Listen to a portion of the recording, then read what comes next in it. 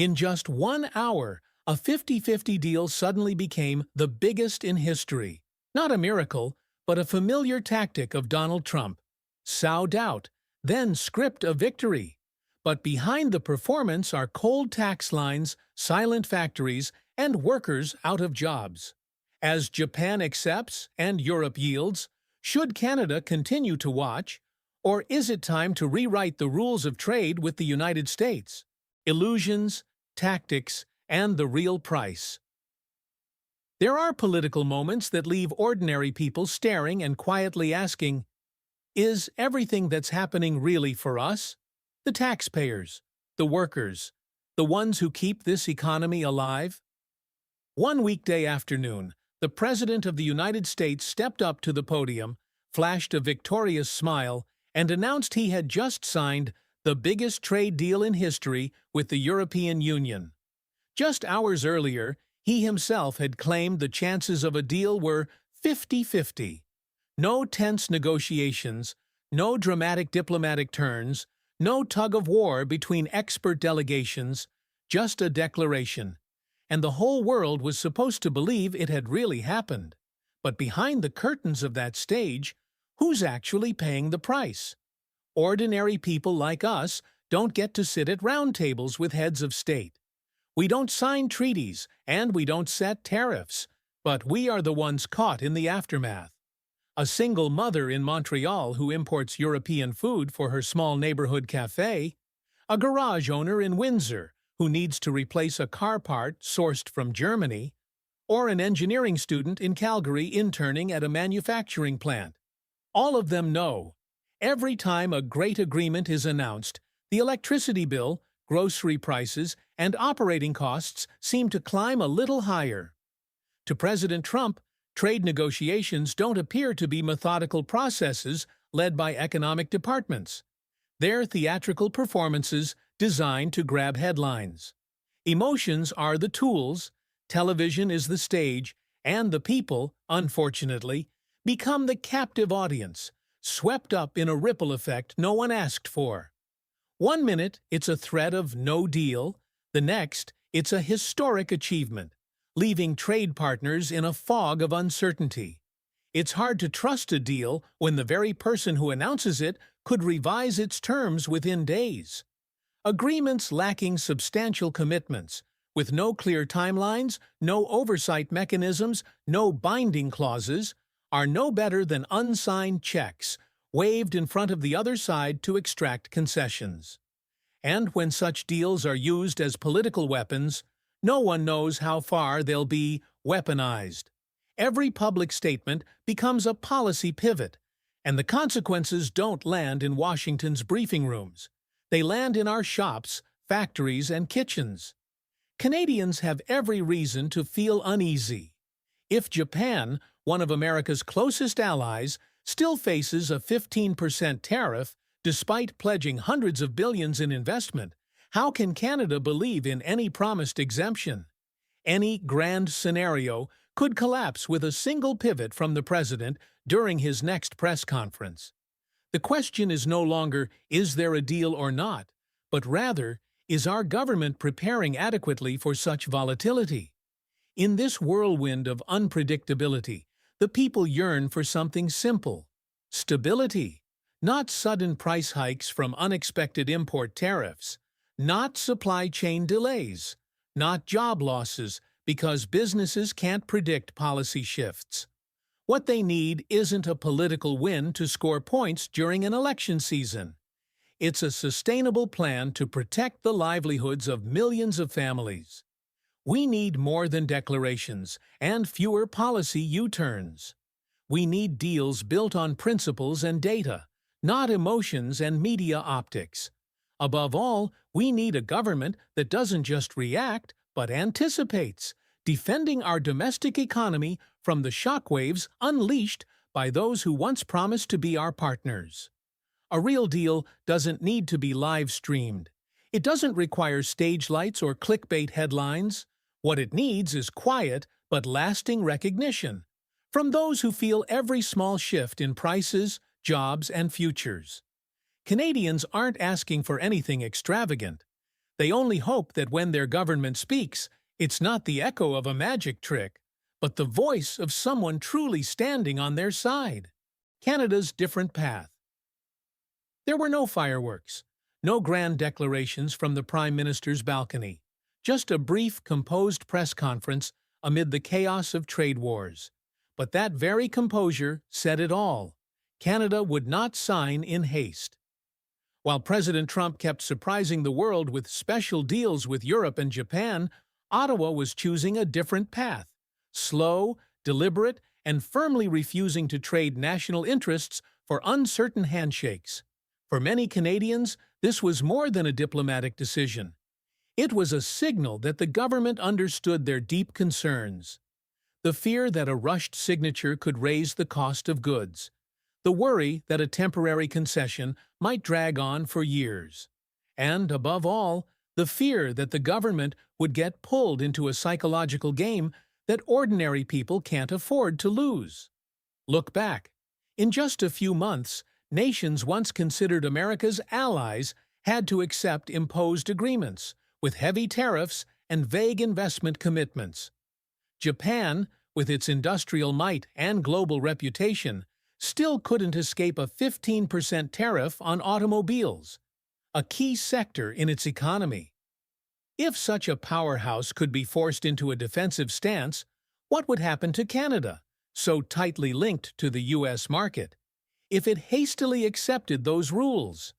That's why Prime Minister Mark Carney's decision is lighting a new spark of hope, that Canada doesn't have to follow, that being cornered doesn't mean you have to sign just to escape, and that resolve, paired with strategy, can be the strongest weapon right now. Ordinary citizens, though not seated at trade negotiation tables, have a keen intuition. Rushed decisions rarely benefit them. They feel it in every higher electricity bill caused by pricier imported materials, in every grocery trip where European cheese or Norwegian salmon slips out of reach, and in every round of reduced work hours at factories tied to cross-border supply chains. The government can't change the whole playing field, but it can choose how it plays. And if the U.S. chooses tariffs as a way to force others to sign, then Canada has the right not to react on autopilot. Instead of rushing to sign like Japan to dodge tariffs, Ottawa can negotiate in depth, demanding specific clauses, clear enforcement mechanisms, and documented oversight. Because a good agreement is not just one that's signed, it's one that can survive through successive governments. This is also an important lesson for the public, especially in a world full of media victories. Not every agreement is a success. Not every statement is truth. And not every televised handshake brings stability to the economy. Citizens must stay sharp in distinguishing between trade strategy and political theater, and governments must be transparent in making that clear. Rather than leaving people in a passive role, the government can, and must, take the initiative to explain its course. Why the need to slow down? Why not sign like Japan? Why insist on firm negotiations in areas like steel, aluminum, lumber, and automobiles? An open, clear, and ongoing dialogue between government and citizens not only builds trust, but also turns trade pressure into an opportunity to educate the public on Canada's true position and power at the global table. In a country like Canada, where each province has its own flagship industry, from Alberta's oil and gas to Ontario's tech, from British Columbia's timber to Quebec's manufacturing, a rushed signature doesn't just affect one sector, it ripples through the entire economy. Slowness, at this moment, is not a sign of weakness, but a show of political courage and long-term strategy. People don't demand the government win every match. They just hope it doesn't lose by rushing. And in a world where agreements are used as political tools, Canada's choice to walk its own path, even slowly but steadily, is the only way to protect its people from the unpredictable headwinds no one can control, the glow of investment and the shadow of concession. When President Trump stepped onto the stage, amid applause and camera lights, he declared a resounding victory: the largest trade deal in history with Japan. The $550 billion investment from Tokyo into the U.S. economy, on the surface, sounds overwhelming. But for people struggling with rising living costs, for small businesses trying to survive inflation and supply chain disruptions, the first question isn't how much, but what is the cost of the trade-off? Behind the glamorous facade of the investment lies a harsh truth. Japan had to accept a 15% tariff on cars exported to the U.S., 5 times higher than the rate before Trump returned to the White House. Worse, they couldn't lift the Section 232 tariffs on steel and aluminum, which had been a top priority in previous negotiation rounds. A country once considered a special partner, with a military alliance and tightly linked industrial chain, now also has to bow to imposed rules. For Canadians, what's unfolding isn't just about the U.S. and Japan, it's a warning mirror. If Japan, with the world's third-largest economy and global influence, couldn't secure a comprehensive deal, what more could Canada demand if it entered negotiations from a position of weakness? Are we ready to trade away Ontario's auto industry, Hamilton's steel sector, or British Columbia's lumber processing, just to get a deal broadcast live on television? The truth is, no matter how large, investment cannot cover the long-term losses if it lacks strategic safeguards and commitments. The $550 billion sounds massive, but it's spread over many years and dispersed across dozens of sectors, from energy to technology, from rare minerals to manufacturing plants. And there is no guarantee those investments will immediately create jobs for workers or lower prices for consumers. Instead, what people feel right away are the taxes, the new prices they pay when buying a car, renovating a house, or expanding their small shop. This story isn't just about trade, but a deep political lesson in the difference between form and substance.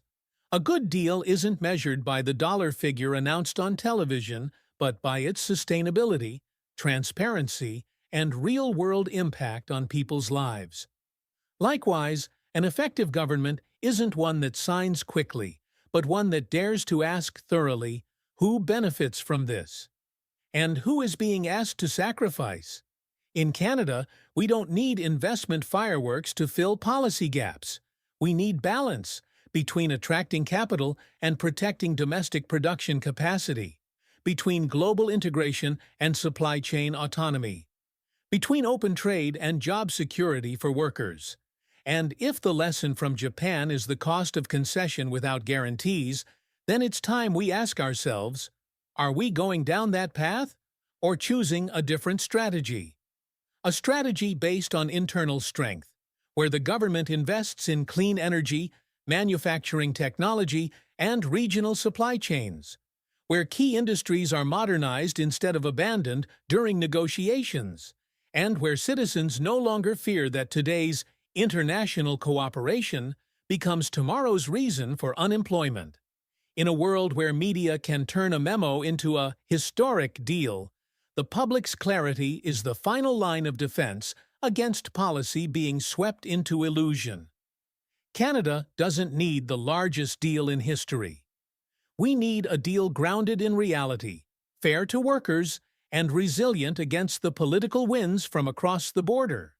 And more importantly, people need a government not only good at negotiating, but brave enough to say no, when what's on the table does not truly serve the nation's long-term interests, the tariff wall and the cracks from within.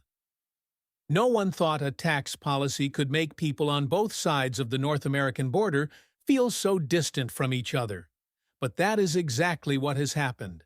As the U.S. administration ramps up tariffs on steel, aluminum, agricultural products, and consumer goods from Canada, the dry numbers on paper have started to leave marks on every receipt, every layoff notice, every permanently shuttered store. In Windsor, a city once dubbed the industrial lung of southern Ontario, the air has turned somber. A small machine shop owner named Paul, after nearly 20 years of supplying parts to auto factories in Michigan, had to cut 60% of his workforce in just 4 months. American partners aren't ordering like before. They say Canadian products are now overpriced because of import taxes. But tell me, what other choice do we have? Paul asks, not in anger, but in resignation. That sense of resignation is no longer isolated. It's spreading, not just among small business communities, but throughout industries that were once Canada's proud exports. From seafood in Nova Scotia to agriculture in Saskatchewan, from softwood in British Columbia to tech products in Quebec. Each industry has its own story, but they all arrive at the same conclusion. When the U.S. builds barriers, Canadians don't just lose markets, they lose faith in a trade order they once helped create. The issue isn't that tariffs are bad. People understand that protecting national interests is legitimate. But what disappoints them is how the U.S. government uses tariffs as a short-term political lever, ignoring the historical relationship and the interconnected nature of the North American supply chain.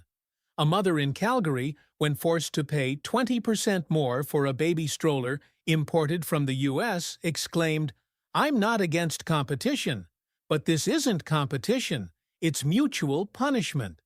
The Canadian government hasn't stood still. Support packages have been launched, preferential loans for exporters, campaigns to seek alternative markets in Europe and Asia, all have been initiated. But in reality, these responses feel like using a small bucket of water to fight a fire spreading from the basement. The new markets are far away. Transportation costs soar, standards vary, while the U.S., despite all tensions, remains the largest, closest, and most natural partner. So what should we do when a neighbor no longer acts like an ally? The answer can't just be to react. Canada needs a proactive long-term strategy, not to retaliate against the U.S., but to protect itself. It's time to face the one-sided trade dependence built over decades and ask, should we keep all our eggs in one basket? An economist once said, Canada can't win in someone else's game unless we rewrite the rules. That rewriting comes not only through new agreements or retaliatory tax policies, but through building internal capabilities, from transport infrastructure, manufacturing technology, to a national branding strategy. Most importantly, education, not just workforce training, but teaching critical thinking, creativity, and adaptability. The things needed when the world no longer runs on old formulas. People aren't asking for miracles. They just want to feel that their government sees them. The ones suffering the consequences of a conflict they didn't start. When a farmer in Manitoba has to destroy tons of soybeans because the U.S. market is no longer accessible, he doesn't blame the government. He simply hopes that next time decisions will take his field into account, not just the negotiating tables in Washington or Ottawa.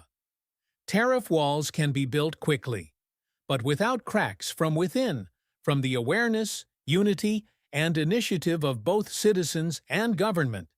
The road ahead will only be the darkness of damage instead of the light of reconstruction. The problem of asynchrony. In a small alley po shop, Mrs. Sow, who has spent over 40 years tending to broth pots and chewy white noodles, sighed as she spoke. Every morning when I open, I just hope to have enough customers to buy meat and gas. I don't even dream of making a profit anymore. But prices keep going up, and the profit just vanished. Her story is not rare. It repeats itself across thousands of small eateries, noodle carts, vegetable stalls, and mom-and-pop shops throughout the S-shaped land. What's strange is that while people's lives are like that, the numbers in economic reports remain green. Growth, budget revenue, foreign investment. But there's one thing those figures haven't fully told. The real pace of people's lives and the speed of policy are out of sync. At many economic conferences, one still hears phrases like digital transformation, green development, circular economy, or macro strategies. But people don't live by concepts. They live meal by meal, loan by loan for school fees, and through each electricity and water bill. What they need isn't double-digit GDP growth. They need pork prices not to jump every week, gas not to silently increase by 1,000 dong per liter, and school fees not to be so high that they have to choose between new textbooks and breakfast for their children. Asynchrony isn't just about income failing to keep up with prices. It's the mismatch between people's expectations and the speed of policy adjustment. When rent goes up, people need housing support promptly, not a 5-year policy still in the pilot phase. When bank interest rates decrease slowly, but material and transportation costs rise quickly, small businesses can't wait for a support package under review. They need immediate, flexible solutions. This delay erodes trust, making people feel like bystanders in a game where they should be the center. An ordinary citizen doesn't demand the government solve every problem overnight, but they have the right to expect practical companionship. Companionship doesn't come from bold speeches or grand strategic plans, but from sensitivity to real conditions, flexibility in policy responses, and more than that, a spirit of empathetic governance. People don't need to understand macroeconomic terms, but they clearly feel an effective policy through the sigh of relief from a mother when her child receives timely tuition assistance, through the eased eyes of a father who gets temporary support after a crisis, through Mrs. Tsow's morning vendor call that's no longer drowned by inflation anxiety. To shorten the asynchrony gap, the government must learn to listen more deeply, not just to reports from ministries, but to the quiet voices of those living outside the data. A rural market says more than a growth chart. A household without stable electricity and water carries more lessons than a completed target report. Educating citizens to understand policy is important. But before that, policy must learn to understand the people. Because in the National Economic Symphony, if the people are the ones plucking the strings and the government is the one keeping rhythm, harmony only happens when both are in sync. No matter how beautiful a piece is, it's meaningless if the audience no longer stays to listen, sowing trust from what can be done.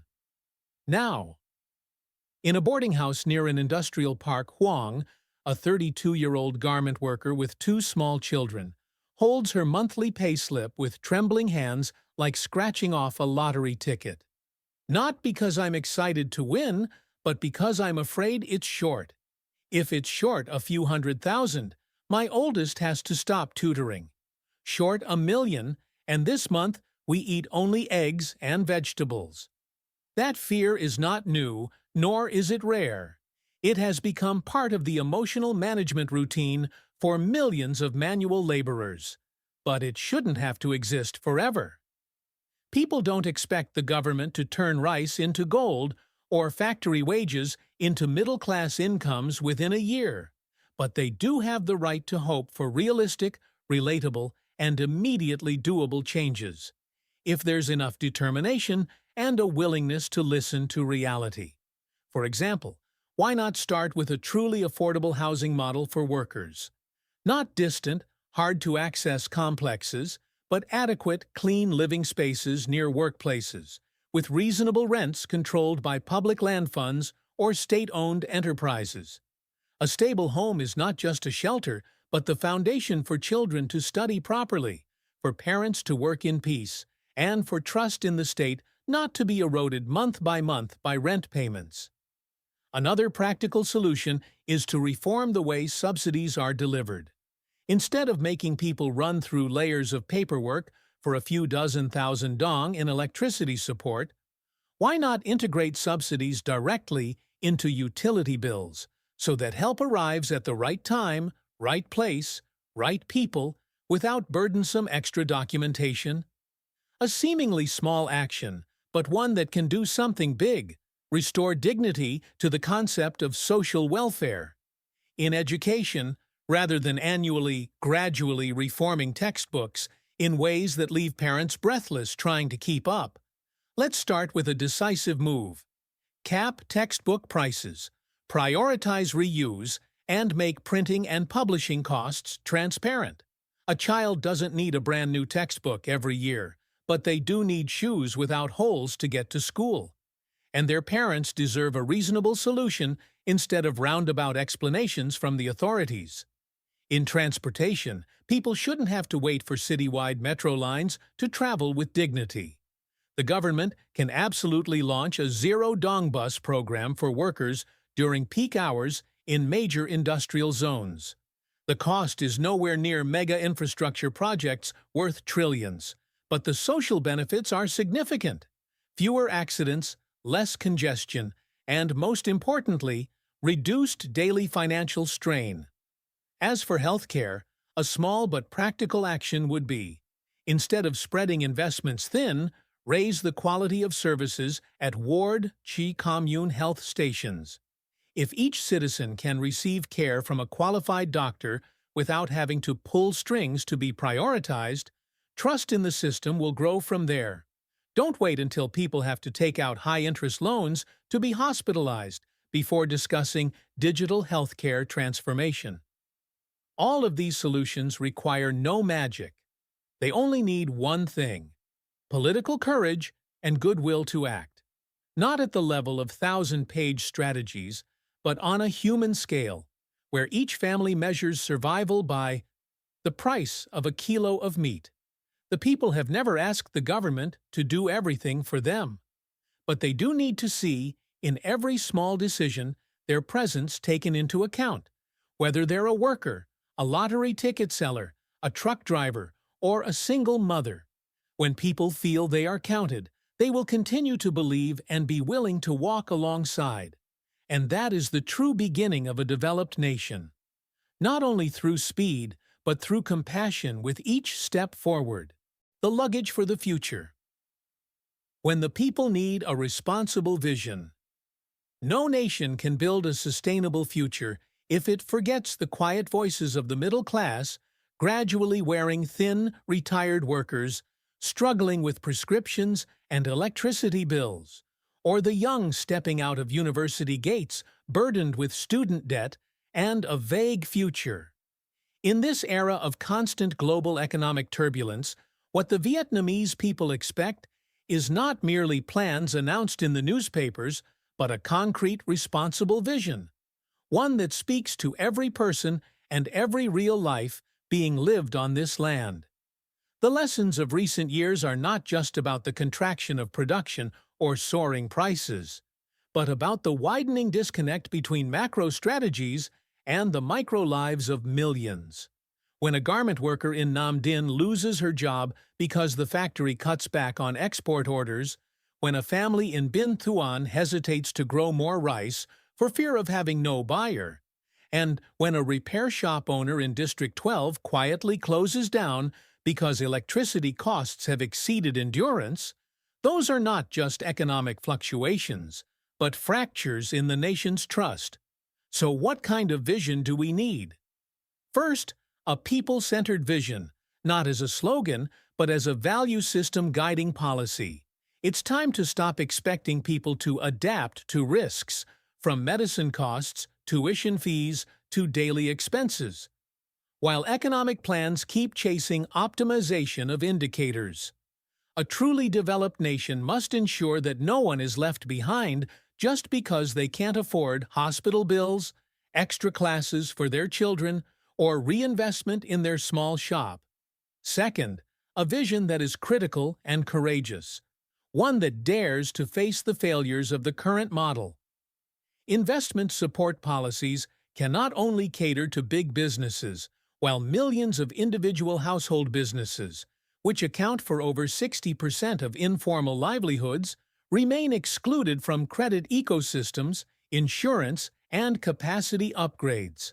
A truly effective vision must recognize that these small people are the underground generators of the economy. Third, a vision that is interdisciplinary and long-term. The government cannot just extinguish each fire, rice prices, fuel, or Pangasius exports, but must redefine the structural foundation of the economy. A modern agriculture sector cannot exist only in conference speeches, but must appear in cold storage infrastructure, logistics, and supply chain data, enabling farmers to avoid being price-squeezed due to lack of information. A sustainable industry cannot rely forever on assembly lines, but must evolve into research, technology, and domestic value creation. A civilized society cannot merely wait for GDP growth. It must begin with healthy schools, uncrowded hospitals, and wage policies that truly motivate better living. The people do not need vague promises about 2030 or visions for 2045. If today they still don't know whether next week's dinner will be complete. What they need, and deserve, is a vision that manifests in the smallest policies, from planning a local market, building a bus station, to preserving a classroom in a remote area. Because it is those details that make up a meaningful big picture. Not just for investors, but for every Vietnamese person quietly striving to make a living day by day. And so, vision is no longer the privilege of the upper levels. It must become a commitment to dialogue with the people, a new contract between the state and the citizens, where no one faces upheaval alone, and no one is forgotten when speaking of the future. Because a country is not built from long-term plans printed on paper, but from each small home that knows tomorrow still holds hope.